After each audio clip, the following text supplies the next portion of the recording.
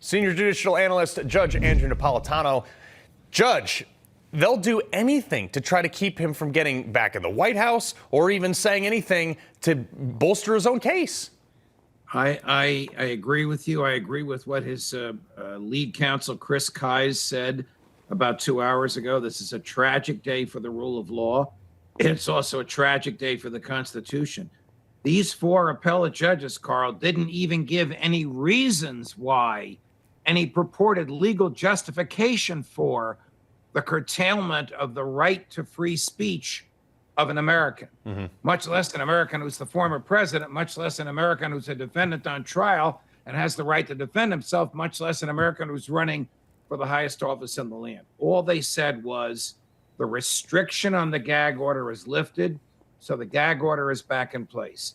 No analysis, no reasons for it, so people can speculate all they want. Well, but is that normal? Do they normally issue a reason for it?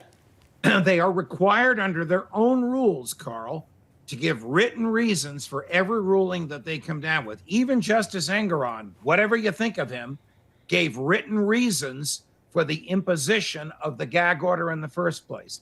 Then one appellate judge said, okay, I'm going to lift the GAG order while the rest of us, the four of us, himself included, review it. Then they reviewed it. Then they looked at the arguments Trump made. Then they looked at the arguments that Letitia James made. Then they look at the arguments that the court's lawyer made. Justice Engoron had a lawyer in this involvement as well. And then they give no reasons whatsoever. They just say, okay, we're lifting the lifting. So the original GAG order is back in place. No analysis, no addressing of the First Amendment, no rationale whatsoever. If this happened in a law school, the student would flunk. This is bizarre. But check this out, though. At least there's some silver lining in those. The former Deutsche Bank executive who he recruited Donald Trump as a client. So he testified yesterday, that the bank's dealings with the former president were lucrative and her superiors were eager to expand them, regardless of the actual value of the property from either party. Trump's defense all along has been, what is the government doing involved in this other than their insatiable appetite to review his personal finances? The banks didn't lose money. Trump didn't lose money. People were employed.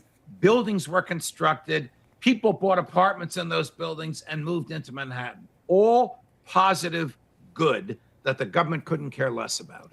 But the precedent here, Judge, let's say they could go out and they could, if you said your home is worth $1 million, you sell it to me for $1 million, and it turns out it's really only worth $500,000, the precedent for that would allow them to go after you for fraud, and that's just a free market, no?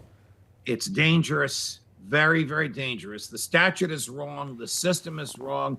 The denial of the right to a jury is wrong. He really is in the crosshairs of a system that is trying to do its best to destroy him. Now he's going to testify on December 11th. We'll be there when he testifies. I don't think he should. I think it's risky for him to testify under oath and give all those prosecutors in those other cases an opportunity to observe what he's like when he's cross-examined under oath. I wouldn't give them that ahead of time.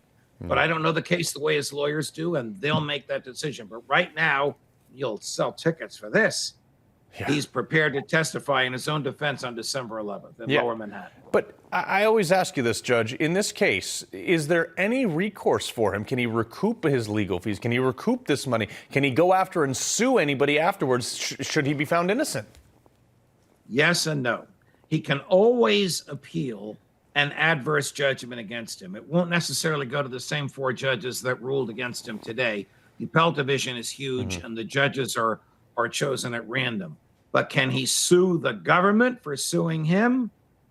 No. The government has insulated itself from the right of those it victimizes to go after. Hey, you know what? We wrote laws so we can do whatever we want, but you peons, you get to get sued by the Judge Andrew Napolitano. You've never made it clear to me, sir.